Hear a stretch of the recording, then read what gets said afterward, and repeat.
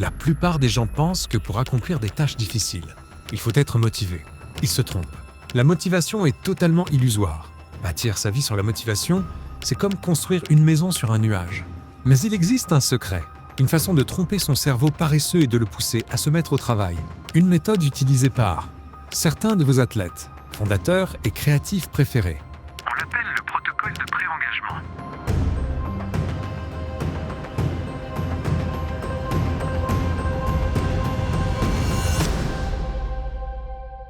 Selon les neurosciences, notre cerveau est composé de deux parties, le planificateur et l'exécutant. Le planificateur élabore de grands plans la nuit. Demain, on court à 6h00. Mais quand le réveil sonne, l'exécutant prend le relais. Il fait froid. On est fatigué. Autant dormir nos 8 heures. Essayer de trouver la motivation, c'est comme si le planificateur essayait de raisonner l'exécutant. Et vous perdrez toujours cette discussion. Le protocole de pré-engagement est différent. C'est le planificateur qui prend une décision que l'exécutant ne peut plus s'annuler. Laissez-moi vous l'expliquer simplement avec ces exemples. Steve Jobs portait le même col roulé noir tous les jours. C'était de l'organisation à l'avance. Il s'était débarrassé du choix quotidien de ses vêtements pour que son cerveau n'ait aucune hésitation. David Goggins préparait ses chaussures de course la veille au soir.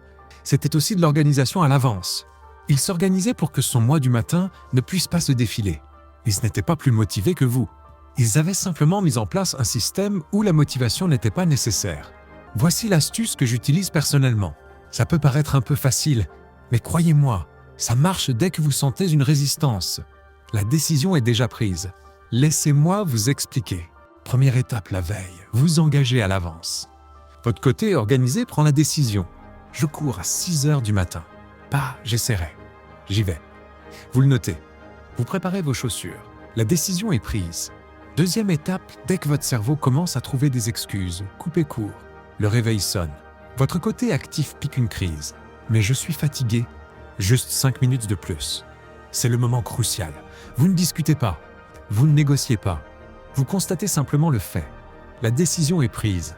Il n'y a pas de nouvelle discussion. Le débat est clos.